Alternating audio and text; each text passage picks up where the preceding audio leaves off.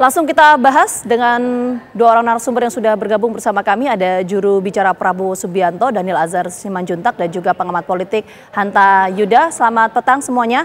Kita mau menuju ke Bang Daniel terlebih dahulu. Bang Daniel, ini kita ingin konfirmasi ya Bang ya, karena informasi yang kami dapatkan di lapangan dari internal Partai Koalisi Pendukung Prabowo Gibran ini menyebutkan bahwa ada perebutan yang dilakukan oleh beberapa partai politik. Kita sebut misalnya Partai Golkar dan juga PAN yang memperebutkan kursi menteri strategis. Salah satunya adalah ESDM. Itu betul nggak sih Bang Daniel? Mbak Vita, kalau kemudian ada keinginan untuk berkontribusi di posisi yang kontributifnya lebih baik, kemudian berkarya lebih baik, menurut kami itu adalah hal yang wajar. Jadi kami memaknainya sebagai upaya fastabiqul khairat, berlomba-lomba dalam kebaikan. Ketika ada partai-partai yang merasa lebih pantas di posisi kementerian A, B, C, D, itu bagi kami adalah hal yang wajar dan memang seharusnya begitu. Nah, pada akhirnya tetap keputusan ada di tangan Pak Prabowo sebagai bentuk hak prerogatif dari presiden terpilih. Jadi Pak Prabowo nanti yang akan memutuskan, dan setiap partai atau setiap kelompok orang tentu bebas untuk mengajukan siapapun yang dirasakan cocok dan pantas. Dan Pak Prabowo tentu punya kriteria yang sering saya sampaikan ke depan publik. Pertama itu adalah punya integritas, kemudian kedua kompetensi.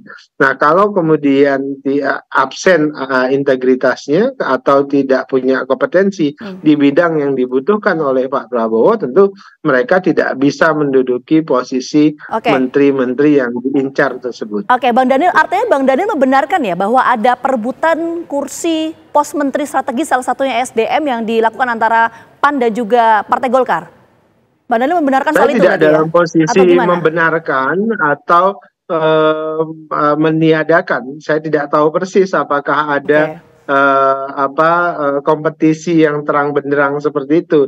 Tapi dalam politik itu adalah hal yang wajar. Saya tidak melihat itu sebagai upaya perebutan, tapi seperti biasa itu adalah hal kompetisi yang seperti yang wajar di politik. Semuanya tentu ingin berkontribusi di bidangnya masing-masing. Dan wajar kalau saling berlomba gitulah ya, kalau saya mengutip pernyataan Bang Daniel ya. Kita menuju ke Mas Hanta. Mas Hanta, kalau informasi yang kita dapatkan di lapangan kan tapi ada perebutan untuk pos-pos menteri strategis. Salah satunya adalah soal pos menteri SDM antara Partai Golkar dan juga PAN. Kalau Mas Hanta melihat seberapa besar peluang ini terjadi soal perebutan pos menteri strategis ini? Ya, fenomena ini tidak sulit untuk dihindari. Tidak hanya terjadi pada menjelang pemerintahan Prabowo Gibran, itu sudah juga terjadi di era Presiden Jokowi, sebelumnya Presiden SBY juga. Nah, ini tergantung pada ujian kepemimpinan dan leadership dan gaya kepemimpinan Presiden terpilih, Pak Prabowo, seperti apa, karena pola intervensi, pola aspirasi, keinginan partai politik itu tidak bisa dihindari. Tapi ujungnya itu bergantung pada Pak Prabowo. Nah, kalau kita petakan ini, Vita, ada 3 kelompok kategori kementerian strategis itu. Jadi tidak melulu soal logistik. Jadi ada satu menteri strategis karena menteri bahasa atau logistik. Tadi seperti Vita katakan ada menteri SDM, ada menteri perindustrian, perdagangan, dan lain sebagainya. Itu banyak kalau kita lihat yang sangat strategis ya, BUMN, pertanian termasuk, lingkungan hidup, dan sebagainya. Yang kedua adalah menteri elektoral. Menteri ini juga strategis secara elektoral bagi partai politik. Kalau satu bisa menjadi pundi-pundi logistik bagi partai politik, yang kedua ini secara elektoral di jaringnya. Yang kita tahu menteri sosial, menteri ATR dengan program sertifikat gratisnya, menteri desa itu jejaringnya sampai ke desa-desa, itu menteri elektoral. Pasti diperebutkan juga menteri desa, menteri ATR, menteri sosial. Yang satu lagi ada menteri strategis secara politik, triumvirat, Mendagri, Menlu, dan Menteri Pertahanan. Ini penting, strategis secara kekuasaan kepresidenan presiden. Jadi penting juga dapur kekuasaan presiden, termasuk Menteri Keuangan, Mensesnek. Nah, ini adalah 3 kelompok kementerian yang akan diperebutkan oleh siapa? Pak Prabowo akan menghadapi berbagai multi kekuatan polar-polar politik. Satu, pastilah kelompok partai politik seperti Devita katakan, mereknya langsung yaitu Partai Golkar dan Partai Amanat Nasional. Jadi ada kelompok partai yang sudah bergabung sejak awal mendukung pemerintahan. Ini pasti sudah ada pembahasan, sudah ada diskusi, sudah ada kesepakatan barangkali jumlah menteri apa. Golkar, Partai Demokrat dan PAN. Dan juga mungkin partai non parlemen seperti Gelora, PSI, PBB. Juga partai yang ketiga yaitu partai yang akan bergabung untuk memperkuat pemerintahan, konon yang akan bergabung ada Partai Nasdem dan PKB. Yang kedua, jangan lupa ada entitas politik yang juga kuat pengaruhnya. Kita bicara presiden kan ada wapres dulu Pak JK berbagi dengan Pak JK, Pak SBY di periode pertama. Begitu juga Pak Jokowi. Bawaan Pak JK sebagai wapres itu juga banyak sebagai menterinya. Nah sekarang kan Gibran, bahkan Mas Gibran ini plus Joko Widodo. Pak Jokowi adalah tokoh kuat, katakanlah kingmaker utama yang berjasa juga pemenangan Prabowo Gibran. Jadi ada kekuatan kedua yang sangat besar yang juga harus diakomodir oleh Pak Prabowo adalah Jokowi plus Gibran. Yang ketiga adalah preferensi para relawan politik. Relawan politik termasuk TKN yang non partai politik juga memiliki aspirasi politik. Ditambah Pak Prabowo pasti mempertimbangkan representasi ormas, ada NU, ada Muhammadiyah, ada representasi gender, representasi daerah, Papua, Indonesia Timur dan sebagainya. Nah, racikan inilah nanti Pak Prabowo harus mencari titik keseimbangan. Tidak mungkin ingin memuaskan semuanya seperti saya katakan tadi. Ini ujian kepemimpinan presiden seperti Mas Daniel katakan, hak prerogatif sepenuhnya ada di presiden. Tapi kalau kita ingin bicara apa adanya, realitasnya dalam menentukan menteri itu kadangkala hak prerogatif presiden terbagi atau terbelah atau tereduksi bahkan oleh keinginan-keinginan politik partai politik dan sebagainya. Tergantung presiden, polanya intervensif, akomodatif kan. Nah, apakah presiden terpilih akan akomodasi seluruh yang diinginkan oleh berbagai kekuatan politik itu. Banyak yang keluar nanti titik tengah akan diambil, jumlah kementerian ditambahkah, atau solusi salah satunya terakhir saya kira Vita, menteri yang diperebutkan itu kalau tidak ada titik tengah, maka tidak untuk PAN, tidak untuk Golkar, tidak untuk Demokrat, tapi diserahkan kepada non-partai politik murni dari profesional. Menjadi salah satu pertimbangan. Itu tadi pertanyaan saya tentunya. Kalau memang ini kewenangan seutuhnya atau hak prerogatif dari Presiden terpilih Prabowo Subianto ini bisa tereduksi, bagaimana kemudian pembagian kekuasaan ini? Nanti kita akan bahas lebih lengkap, Mas Hanta dan juga Bang Daniel. Kita jeda dulu, kami kembali hadir saat lagi untuk Anda. Oke, kita langsung menuju ke Bang Daniel. Bang Daniel, kok tadi saya mengutip pernyataan Bang Daniel, ya wajar lah kalau partai politik ini berlomba ya. Istilahnya berlomba lah kalau tidak mau disebut sebagai perebutan kursi pos menteri ya. Nah, tapi artinya ketika Bang Daniel menyampaikan bahwa ini sedang berlomba, artinya ini nama-nama yang akan menduduki pos-pos menteri ini belum 100% lock gitu belum ya Bang ya? Masih ada diskusi di internal berarti ya? Mbak Bita, siapapun bebas mengajukan nama calon menteri kan, apalagi partai politik koalisi Indonesia Maju tentu semuanya bisa dan berhak untuk mengajukan calon-calon menteri terbaik yang ingin mereka dorong. Tapi di akhir tetap adalah itu keputusan Pak Prabowo, dan Pak Prabowo selalu menyatakan bahwasannya beliau akan fokus terkait dengan beberapa kriteria yang tadi saya sebutkan, integritas, kompetensi. Nah, kenapa begitu? Karena seperti sering disampaikan Pak Prabowo tentu membutuhkan putra-putri terbaik yang membantu beliau di kabinet. Jadi kalau kemudian disebut yang ingin didorong Pak Prabowo itu adalah kabinet yang seperti juga diharapkan publik adalah zakon kabinet atau kabinet kerja profesional, nah itulah yang ingin dibentuk oleh Pak Prabowo, terlepas dari manapun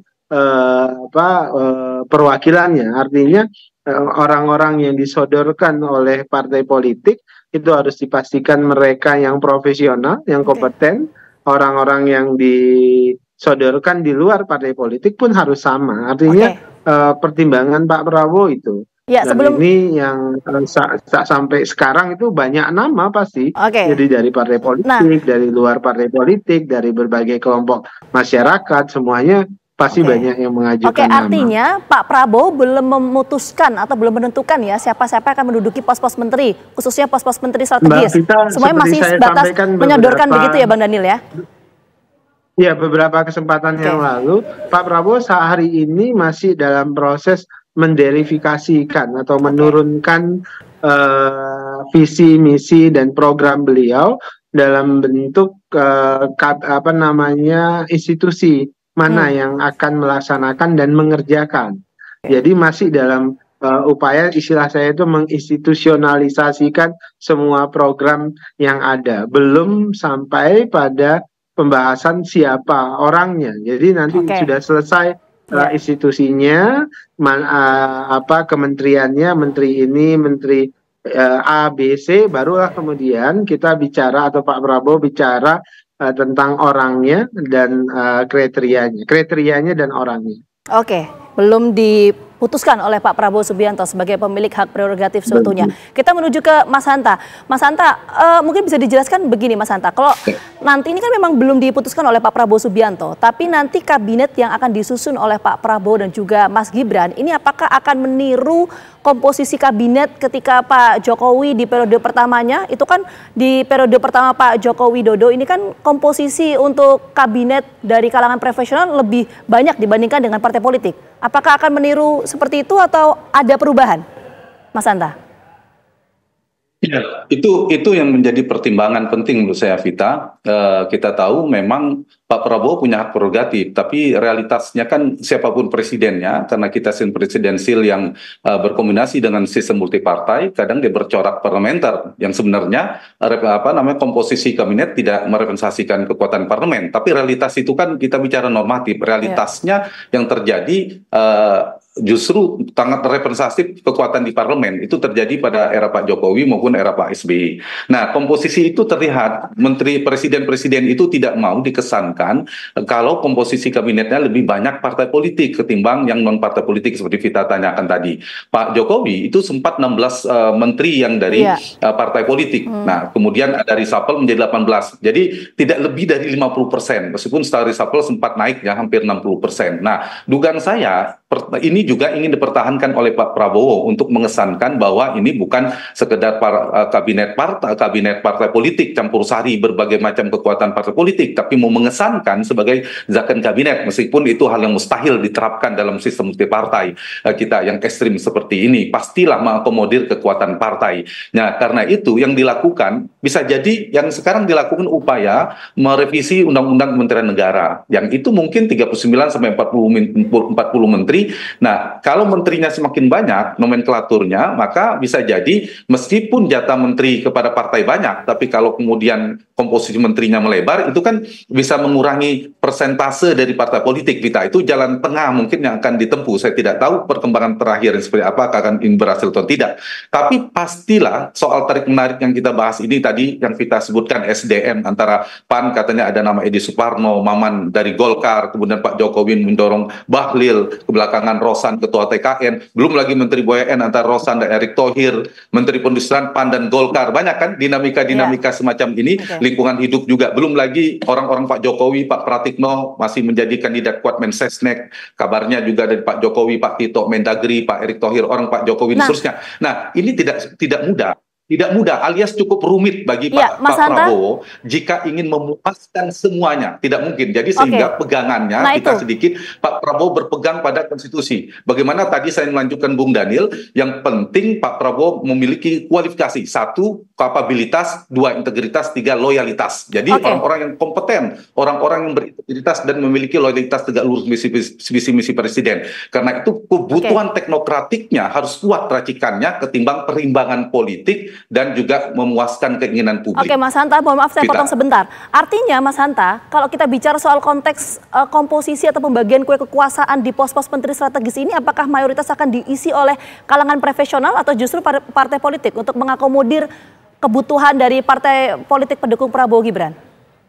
Singkat sebelum kita ke Bang Daniel. Per hari ini pastilah partai politik menginginkan itu yang diincar oleh partai politik. Nah, Pak Prabowo tidak mudah untuk memenuhi semua keinginannya. Sehingga jalan tengahnya, saya menyuarakan dari sisi kepentingan publik, Pak Prabowo bisa melakukan going public namanya, mengadu kepada publik, mendapatkan dukungan publik, sehingga itu tidak harus diserahkan pada partai politik, tapi justru diberikan kepada profesional murni, justru orangnya presiden yang akan menjalankan tugas-tugas strategis yang tadi Kementerian strategis secara politik, secara logistik maupun secara elektoral. Itu menjadi salah satu jalan tengah. Atau tadi itu wilayah strategisnya dibagi secara tanda petik merata perimbangan kepada partai politik. Lagi-lagi ini soal leadership ya, ujian leadership dan kepada presiden. Berarti 50-50 ya, profesional dan juga kalangan partai politik ya? Pak Prabowo?